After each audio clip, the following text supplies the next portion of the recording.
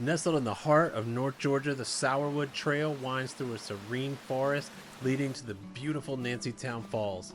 But this hike is not just about the natural beauty, it's also a walk through history as we tell you the story of Nancy Ward, or better known as Nanyehi, a Cherokee leader whose courage and wisdom shaped history. In this video, we'll walk the trail, soak in the stunning views, and tell you the remarkable story of the last beloved woman of the Cherokee, Nanyehi. Today we're exploring the Sourwood Trail. It's a tranquil path in the Lake Russell Recreation Area of North Georgia. It's a 2.7 mile loop, or 6.1 kilometers, and it takes us through dense forests, meandering, bubbling creeks that all have really easy to cross bridges, and at the end, of course, the beautiful Nancytown Falls, or closer to the beginning, depending on which way you go on the loop trail. The trail offers plenty of natural beauty, but the story tied to these falls is equally as captivating. It's the story of Nanyehi, otherwise known in history as Nancy Ward, who was a Cherokee woman whose bravery and leadership still echo through time. So let's lace up your boots and join us on this hike through history and nature. Nanyehi, meaning one who goes about, was born around 1738 in Chota, a Cherokee town in present-day Tennessee. She came from the Wolf Clan, a matrilineal group known for its leadership. Her courage and wisdom became evident at a very young age. At just 17 years old, Nanyehi was fighting alongside her husband Kingfisher as the Cherokee battled the Muskogee Creek Indians for control of land in Georgia when her husband Kingfisher fell in battle. Nanyehi didn't retreat. Instead, she picked up his rifle and led the Cherokee to victory. For this act of bravery in battle, she earned the title of Gigao, or Beloved Woman. This title gave her significant influence in Cherokee society. It granted her a seat on the General Council and leadership of Women Council. And this is still just the start of her remarkable story. Nanyehi was more than just a warrior, she was also a type of diplomat. At times that was controversial because she would advocate for coexistence with settlers. During a period of escalating tensions, she actually famously warned American settlers of an impending Cherokee attack, hoping to prevent bloodshed on both sides. In one account, she is said to have released settlers who had been captured during raids, further demonstrating her commitment to diplomacy over conflict, but again, these can be interpreted in different ways. Been heading uphill for a while now, but it's not bad. It's a nice grade, and a lot of it was through a really pretty pine forest. Very soft and nice. I do love a good pine needle hike because it's so soft. It feels so good on your feet. Like compared to rocks and roots, these pine needle hikes, they're luxurious. It's like a spa day on the trail. Coming up on our first road crossing. Very well marked. Doesn't look like a very busy road.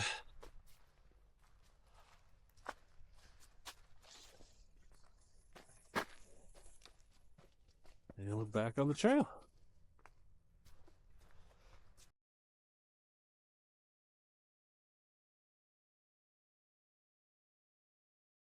Her wisdom did extend beyond politics, though. She introduced new agricultural practices to her community, including dairy farming and the use of cattle. Other things that were a little more controversial that would be for another channel to discuss. These innovations were significant as external pressures from settlers continued to disrupt the Cherokee way of life. So there is some controversy to her life. In the late 1750s, Nanyehi married Bryant Ward, and they had a daughter named Elizabeth, also known as Betsy, together. Her husband, Bryant Ward, was an Irish trader who had served in the British Army during the colonial wars in America, and after his military service, he decided to remain in America and become a trader among the Cherokee, and that's when he met and married Nanyehi. He eventually returned to South Carolina to live with his other family, but apparently Nanyehi and their daughter Betsy would often visit him and were always treated well. So another little interesting part of her story.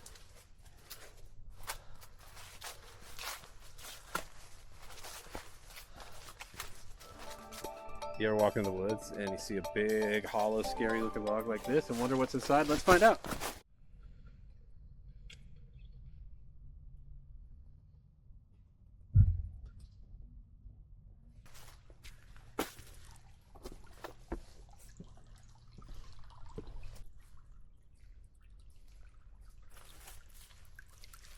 And this is wild. As soon as you reach the top of this ridgeline, you hear it. Just like that. There's been no water for the longest time. And as soon as we come over the top, I can hear rushing water. Let's head down to this waterfall and check it out.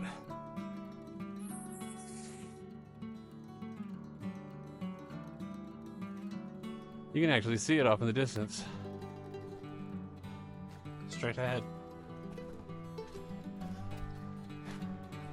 And welcome to Nancytown Falls, everybody.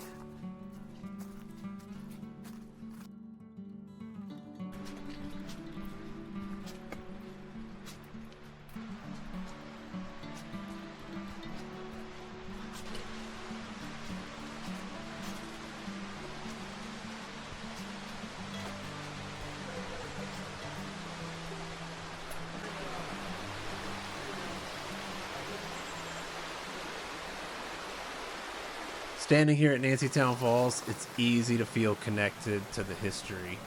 You can really look up at these falls and almost see a symbolic representation of Nanyehi. The falls are tall and beautiful and resilient and leaving a huge mark on the landscape, while at the same time dangerous in their own way. So I hope everyone remembers as you hike through all of North Georgia that you are hiking on other people's lands and to always be respectful of this. And I hope I did a good job of telling the story of Nanyehi.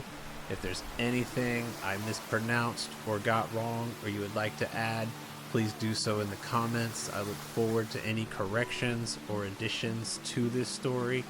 My goal is to merely tell it as best as possible and in the most respectful way as possible. All right, if you want to get to the top of the falls, which I'm trying to do now, it's treacherous. It's not for the hut. I just slid right there. If you're trying to get to the top of the falls, this is one way. Later in her life, Nanyehi operated an inn near the Ocoee River in Tennessee, and it was actually a place where Cherokee leaders and settlers could meet at a sort of neutral location, and people see this as another symbol of her enduring commitment to peace and unity. I like to do my best to not speculate on history and only stick with as much primary source material as possible. Yet, despite her efforts, Nanyehi witnessed the steady loss of Cherokee lands to settlers and the U.S. government. She passed away in 1822, just a few years before the Trail of Tears, where her people were forcibly removed from their ancestral lands. Nanyehi's legacy lives on as a testament to her leadership and resilience. She was the last woman to hold the title of Gigao, a symbol of the strength and wisdom she brought to her people. All right, we are back to the split right here. To the right and uphill is where we came from, and to the left completes the loop, taking us back to where we parked.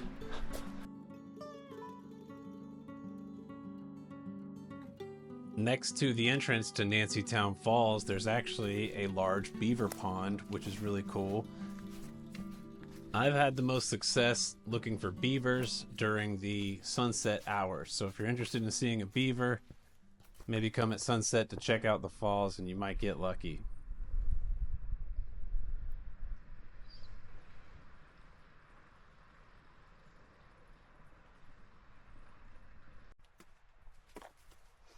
As I think back over the story of Nanyehi, there's just so many things that I find to be really just remarkable and incredible about her story. Of course, the very first being her bravery and courage at the Battle of Taliwa, which earned her the title of Gigao. That, of course, was amazing. Another thing I find very interesting is she is credited with bringing dairy farming and cattle raising to the Cherokee, along with loom weaving, which would have been revolutionary in terms of creating fabrics. I think unknowingly, and perhaps often forgotten as one of the footnotes in history, is her contribution to the Revolutionary War. In July of 1781, Nanyehi negotiated a peace treaty between the Cherokee people and the Americans, and since the Americans were no longer facing a major Cherokee threat along the western frontier, the Over-Mountain men were able to send a large force to help George Washington and his Continental Army. So it has been exactly 1 week since we had a fairly smallish snowstorm, and look, there's still some snow and ice. Oh, when you walk on it, it's nice and crunchy. It's definitely still icy. Very cool.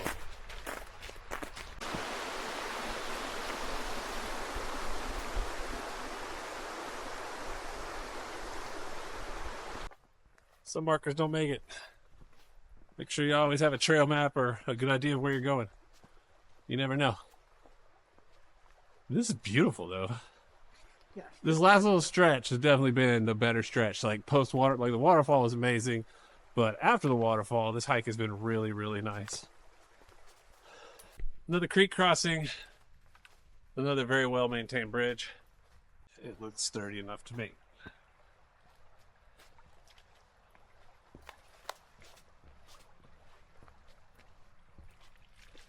See, I didn't fall.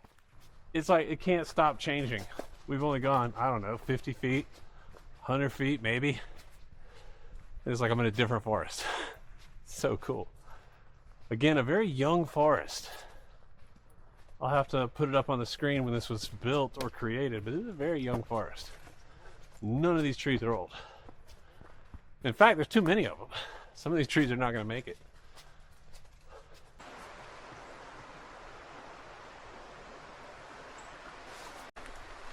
Now you might be wondering, once you come out of here, right, it splits off onto a road. What you're going to want to do is you're want to go to the right. You see how the creek goes? Follow the creek. The creek is where we parked. That's where you probably parked if you're following this video. So head on down over the bridge. And this should take you back to where you parked. Want to see me drop an Insta 360 X4? Oh no! Please don't forget to like, comment, and subscribe to help me avoid dropping these kind of cameras in the future and keep bringing you fun hiking and nature videos. And if you're so inclined, you can camp out here. 14-day limit, but this would be one heck of a camping spot right here. Wow. As you walk down this road, you might start getting nervous, like, did I go the right way? Trust the creek, trust the road, and trust the Zumi Woods. This is the right way. I know because Mrs. Izumi checked a map, so that's how I'm so confident. That's how I actually know. And after a short walk through the woods, you want to keep going straight, that'll take you to the little bridge where we park. There's a parking lot to the left down here as well that you pass on the way in. There's just nobody here today, so we decided to park closer. And just like that, you're back to the trailhead. I'd do the whole loop, but if you wanted to just do the waterfall, you could do it in about a mile or so. And these are the actual sourwood pods from the sourwood tree, which is where this trail gets its name. Thanks again for watching, everybody. To Zumi Woods, we'll see you all out there hiking. I still don't have a good outro, so I'm still just making them up as I go. So I'm gonna just keep talking until the screen fades to black, and then there's no more video, and To Zumi Woods is out. Thank you.